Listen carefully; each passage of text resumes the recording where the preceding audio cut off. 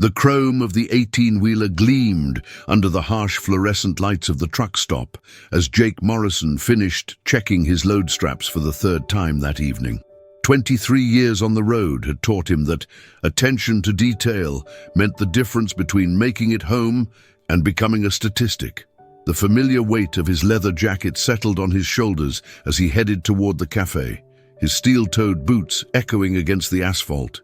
Inside Mel's Highway Café, the usual collection of drivers, travelers and locals filled the worn vinyl booths. The smell of coffee and fried food hung heavy in the air, mixing with the distant rumble of idling engines. Jake had stopped here countless times over the years, drawn by the strong coffee and the fact that Mel didn't water down his portions like some places did. He was reaching for his wallet when he felt a gentle touch on his arm. Turning, he found himself looking down at a teenage girl, maybe 16 or 17, with shoulder-length brown hair and eyes that held far too much fear for someone her age. She was trying to appear casual, but Jake's experienced eye caught the tremor in her hands, the way she kept glancing toward the windows. "Excuse me," she whispered, her voice barely audible above the diner's ambient noise. "I'm sorry to bother you, but—" She paused, swallowing hard before continuing. "He's been following me." The words hit Jake like a physical blow. In his years on the road, he'd seen enough to know that when a scared kid approached a stranger for help, the situation was already dangerous. His protective instincts, honed by decades of looking out for fellow drivers and his own family, immediately kicked into high gear. Jake's weathered hands remained steady as he set his coffee cup down, but his mind was already racing. Years of experience had taught him to read people and situations quickly. The girl's body language screamed genuine terror. This wasn't teenage drama or an overactive imagination. Her eyes kept darting toward the parking lot, and she positioned herself so that Jake's large frame blocked her from the windows. "What's your name, sweetheart?" Jake asked quietly, his voice carrying the calm authority that came from handling countless emergencies on the highway. He kept his tone gentle but alert, the way he'd learned to speak to accident victims while waiting for help to arrive. "Sarah," she replied, her voice catching slightly. "Sarah Chen. I was driving back from my job at the mall, and this guy, he's been behind me for almost 30 miles. Every turn I made, every exit I took, he followed. When I pulled in here, he parked across the lot and just sits there watching." Jake's jaw tightened as he processed this information. 30 miles wasn't a coincidence or a case of similar destinations. That was deliberate stalking, and it meant Sarah had been smart enough to seek help instead of trying to handle it alone. He'd seen too many news reports about young women who hadn't been so fortunate. "You did the right thing coming to me," Jake said, meaning every word. "Can you point him out without being obvious about it?" Sarah nodded toward the window with the slightest movement of her head. "Dark blue sedan. About 3 cars over from your truck. He's still in the driver's seat." Jake casually turned to survey the parking lot, his trained eye immediately spotting the vehicle Sarah had indicated. Even from this distance, he could make out the silhouette of a man behind the wheel, and something about the way the figure sat perfectly still sent a chill down his spine. Through the cafe's large windows, Jake studied the dark sedan with the methodical attention he usually reserved for checking weather conditions before a long haul. The vehicle was positioned with a clear view of both the cafe entrance and Sarah's small Honda Civic, which sat vulnerable under the harsh parking lot lights. The driver hadn't moved since Jake began watching, maintaining an unnatural stillness that spoke of practiced patience. Jake had encountered enough dangerous situations on the road to recognize the signs. This wasn't road rage or a misunderstanding. This was predatory behavior. The way the man had positioned his vehicle, the persistence of the 30-mile pursuit, the calculated waiting, it all pointed to someone who had done this before. "Sarah, I need you to listen carefully," Jake said, keeping his voice low and steady. "Do you recognize him? Have you seen him before today?" Sarah shook her head, her hands clasped tightly in her lap. "Never. I work at the clothing store in the mall, and I've never seen him there. I don't know why he picked me, but when I first noticed him, he was parked near my car when I got off work. I thought it was just a coincidence until he started following every move I made. Jake's protective instincts flared. Sarah was clearly an innocent target, probably chosen at random by someone looking for a vulnerable young woman. The mall parking lot was a common hunting ground for predators. Lots of young people coming and going, often alone, often distracted. "You've got good instincts," Jake told her. A lot of people would have tried to drive home or convince themselves they were imagining things. Coming here, finding help, that was smart thinking. Or the relief in Sarah's eyes was immediate. But Jake could see she was still terrified. She'd done everything right so far, but they weren't out of danger yet. The predator was still out there, still waiting, and Jake knew that simply calling the police might not be enough to ensure Sarah's safety. Jake's mind worked through the options with the systematic approach that had kept him safe through millions of miles on America's highways. In the trucking community, there was an unwritten code about protecting those who couldn't protect themselves. He'd seen drivers risk their own safety to help stranded motorists, accident victims, and anyone else in need. This situation was no different, except the stakes felt higher. "Sarah, I want you to stay right here with me," Jake said, his voice carrying the quiet authority that came from years of leadership on the road. "Don't go anywhere alone, not even to the restroom. We're going to handle this together." He pulled out his cell phone and dialed 911, keeping his voice low as he explained the situation to the dispatcher. The response was professional but not particularly urgent. Without an actual crime in progress, the police would come when they could, but it might be a while. Jake understood the limitations, but he also knew that waiting wasn't always an option when dealing with predators. "They're sending a unit, but it could be 20 minutes or more," Jake told Sarah after ending the call. "In the meantime, we're going to make sure you're safe." Jake's truck was equipped with a CB radio, and he knew there were other drivers in the area who would respond if needed. The trucking community looked out for each other, and by extension, they looked out for anyone who needed help on the road. It was a brotherhood forged by shared dangers and mutual dependence. "I'm going to walk you to my truck," Jake said. "We'll wait there for the police, and if that guy makes any moves, we'll be ready for him." Sarah nodded, trust evident in her eyes despite having known Jake for less than 10 minutes. Sometimes, Jake reflected, you had to trust your instincts about people, and Sarah's instincts had led her to the right person. The distance from the cafe to Jake's truck felt like a mile, though it was barely 50 yards. Jake positioned himself between Sarah and the dark sedan, his bulk providing a physical barrier as they moved across the parking lot. His keys were already in his hand, and his eyes never stopped scanning their surroundings. The predator's vehicle remained motionless, but Jake could feel the weight of unseen eyes tracking their movement. Years of highway driving had given him an almost supernatural awareness of potential threats, and every instinct he possessed was screaming danger. The man in the sedan was watching, calculating, waiting for an opportunity. "Just keep walking steady," Jake murmured to Sarah. "Don't look back. Don't speed up. We're almost there." Sarah's breathing was shallow but controlled.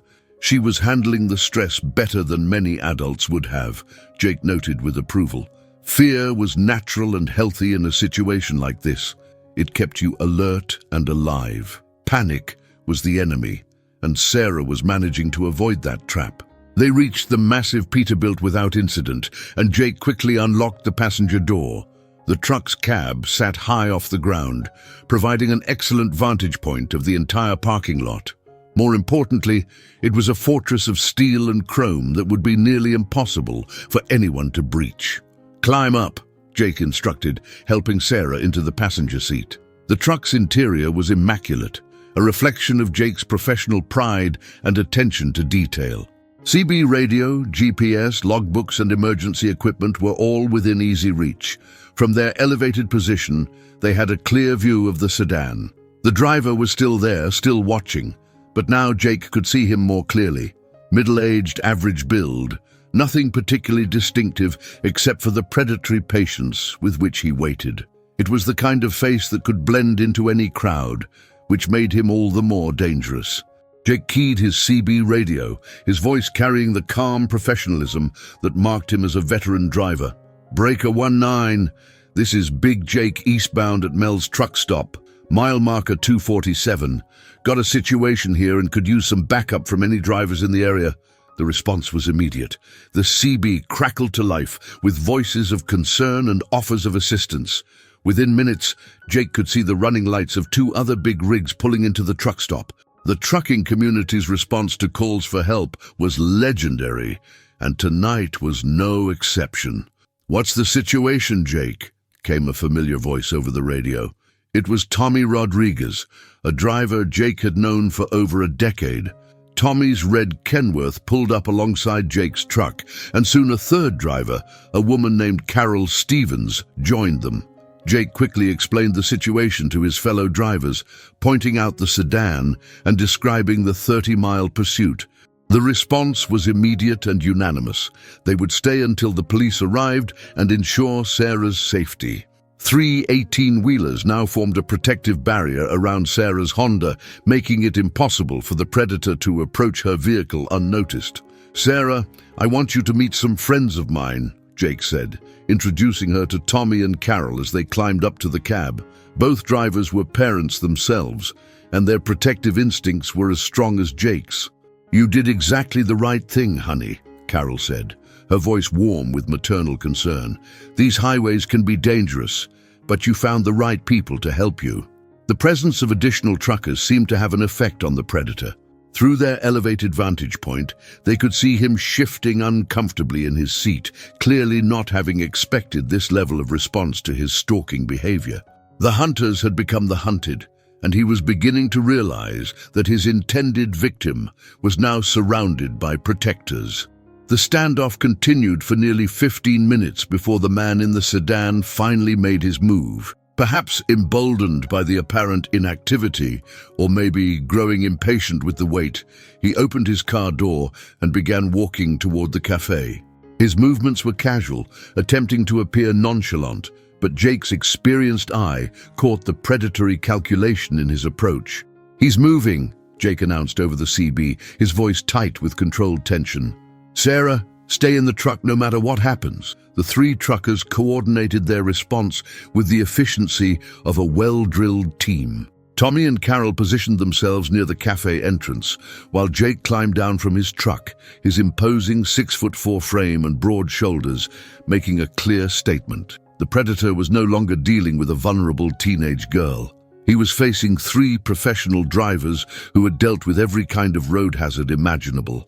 The man's confidence visibly wavered as he found his path blocked by Tommy's bulk. Tommy Rodriguez wasn't as tall as Jake, but his years of loading and unloading freight had built him into a human wall of muscle. His tattooed arms crossed over his chest as he stared down the would-be predator.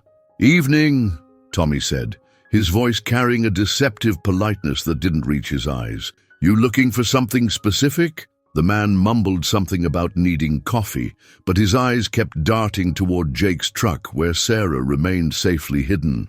His body language screamed guilt and predatory intent to anyone trained to read such signs. "Coffee's good here," Carol added, joining the conversation. Her presence added another layer of protection. As a female driver, she understood the specific dangers women faced on the road. Of course, most folks don't follow teenage girls for 30 miles just to get coffee. Dim. The predator's face flushed, caught between maintaining his innocent act and the growing realization that his behavior had been observed and documented. The tension in the parking lot was thick enough to cut with a knife. As the 3 truckers formed a loose semicircle around the predator, Jake stepped forward, his years of handling difficult situations on the road evident in his calm but authoritative demeanor. He dealt with road rage incidents, drunk drivers, and various other threats, but this felt different, more personal and more dangerous. "Let's cut through the nonsense," Jake said, his voice carrying the weight of absolute certainty. "You followed that girl for 30 miles. You parked where you could watch her. Now you're trying to get closer to her. That's not coincidence. And it's not innocent." The man's face went through a series of expressions: surprise, indignation, and finally a cold calculation that confirmed Jake's worst suspicions. This wasn't someone who had made an innocent mistake. This was a predator who'd been caught in the act. "I don't know what you're talking about," the man said, but his voice lacked conviction. His eyes kept shifting toward the truck where Sarah was hidden, and his hands were clenched into fists at his sides. "Sure you do," Carol interjected, her voice carrying a mother's protective fury. "I've got daughters, and I know what a predator looks like. You picked the wrong girl and the wrong truck stop." Tommy pulled out his phone and began taking pictures of the man and his license plate. "Funny thing about truckers," he said conversationally. "We've got cameras, CB radios, and a network that covers every highway in America. Your face and your car are going to be known from here to California by morning." The predator's composure finally cracked. The realization that he was not only caught, but that his identity would be shared across the trucking network seemed to hit him like a physical blow. The trucking community's informal but highly effective communication system was legendary for tracking down hit-and-run drivers and other criminals. The distinctive sound of sirens cut through the night air as two patrol cars pulled into the truck stop parking lot, their red and blue lights painting the scene in alternating colors. Jake felt a wave of relief wash over him. Backup had arrived, and Sarah would soon be completely safe. Officer Maria Santos stepped out of the lead patrol car, her professional demeanor immediately assessing the situation. She was a veteran of highway patrol, familiar with the trucking community and their reputation for helping law enforcement when needed. Her partner, Officer David Kim, began securing the scene and approaching the predator, who had gone pale at the sight of the police. "I'm Officer Santos," she said, approaching Jake and the other truckers. "We got a call about a stalking situation." Jake quickly briefed the officer on everything that had transpired, from Sarah's initial approach to the 30-mile pursuit to the predator's attempt to get closer to her. Tommy provided the photos he'd taken, while Carol added her observations about the man's behavior and body language. "Where's the victim?" Officer Santos asked. "Safe in my truck," Jake replied, pointing toward his Peterbilt. "She's been through enough tonight. I wanted to make sure she felt secure." Officer Santos nodded approvingly. In her experience, truckers were often the best witnesses and protectors on the highway. Their training, experience, and natural protective instincts made them valuable allies in situations like this. Meanwhile, Officer Kim was having a very different conversation with the predator. The man's story was full of holes and contradictions, and his nervous behavior was raising red flags. When Kim ran his license plate, the results were even more disturbing. The man had a history of harassment charges and had been questioned in connection with several stalking incidents across multiple states. "We're going to need to talk to the victim," Officer Santos told Jake, "but I want you to know that you and your friends probably saved that girl from something terrible tonight." Chapter 10. Sarah's statement. Officer Santos approached Jake's truck with the gentle professionalism that came from years of dealing with crime victims. She understood that Sarah had been through a traumatic experience and needed to feel safe while giving her statement. The presence of the truckers who had protected her would help maintain that sense of security. "Sarah, I'm Officer Santos," she said, as Jake helped the teenager down from the truck cab. "I need to ask you some questions about what happened tonight. But first, I want you to know that you're completely safe now. The man who was following you is in custody." Sarah's relief was visible, but Jake could see she was still shaken by the experience. The adrenaline that had kept her functioning was beginning to wear off, leaving her emotionally drained. Carol moved to stand beside her, providing a maternal presence that seemed to comfort the young woman. "Can you tell me exactly what happened? Starting from when you first noticed you were being followed?" Officer Santos asked, her voice gentle but professional. Sarah recounted the entire ordeal, leaving work at the mall, noticing the sedan in the parking lot, the growing realization that she was being followed, and her decision to seek help at the truck stop. Her account was clear and detailed, the kind of testimony that would be valuable in court. "You made all the right decisions tonight," Officer Santos told her, seeking help instead of trying to go home, approaching these truckers for assistance, staying in a public place. Everything you did helped keep you safe. Jake listened to Sarah's statement with growing admiration for the teenager's courage and quick thinking. Many people, even adults, might have panicked or made dangerous decisions. Sarah had kept her head and potentially saved her own life. "What happens now?" Sarah asked, looking between Officer Santos and Jake.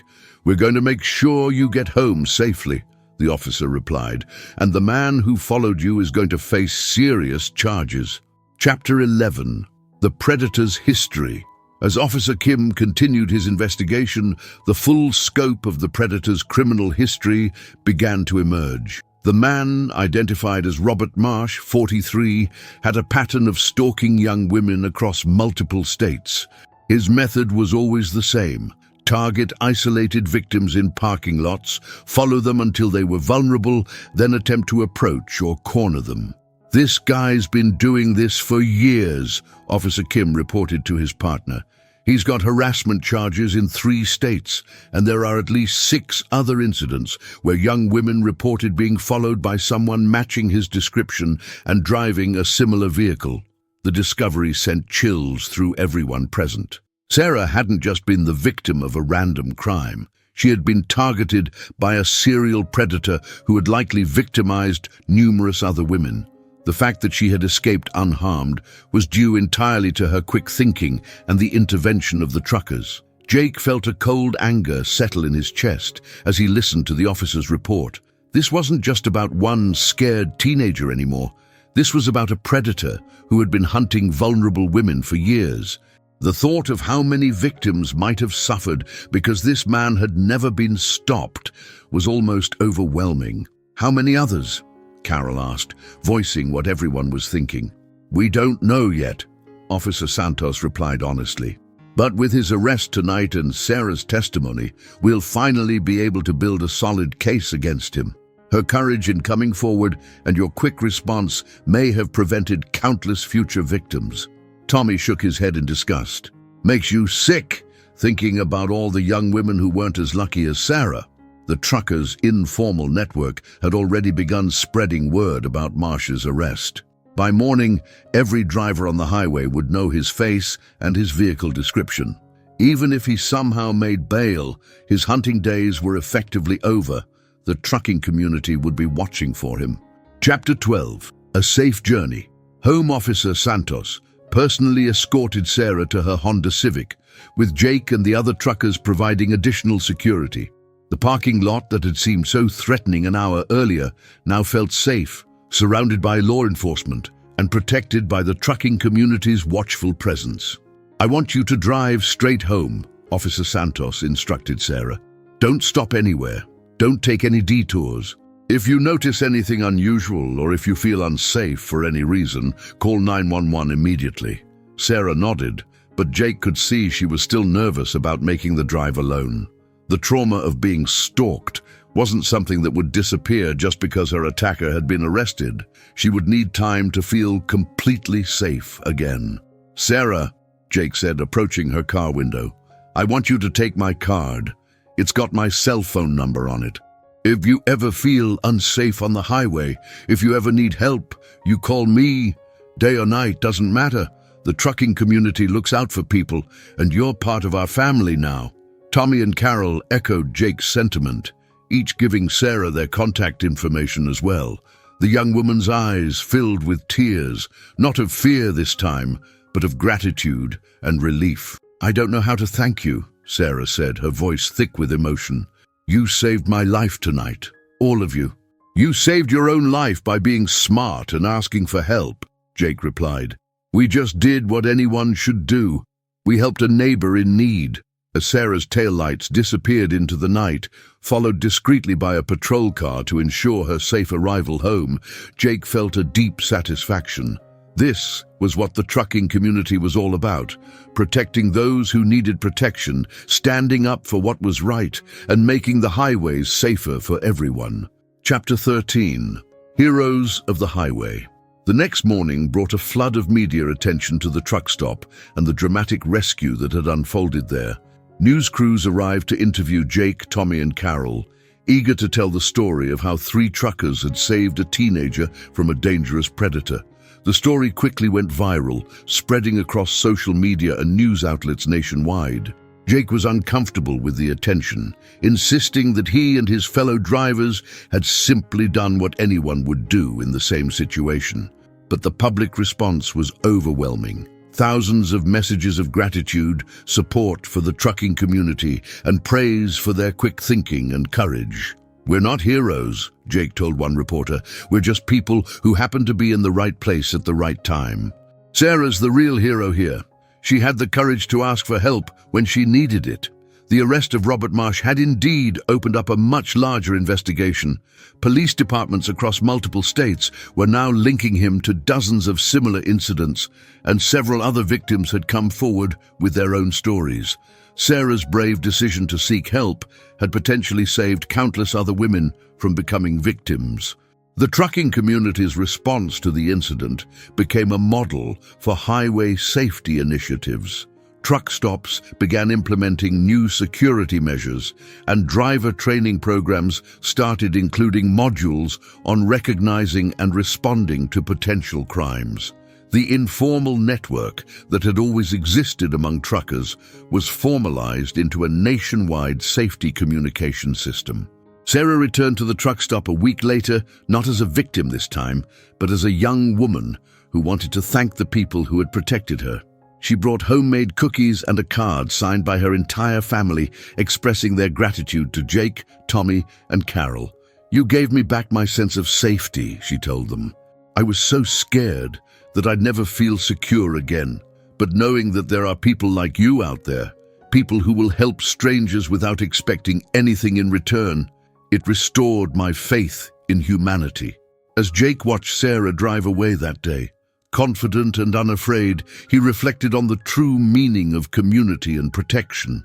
The highways could be dangerous places, but they were also filled with people who cared about each other's safety and well-being.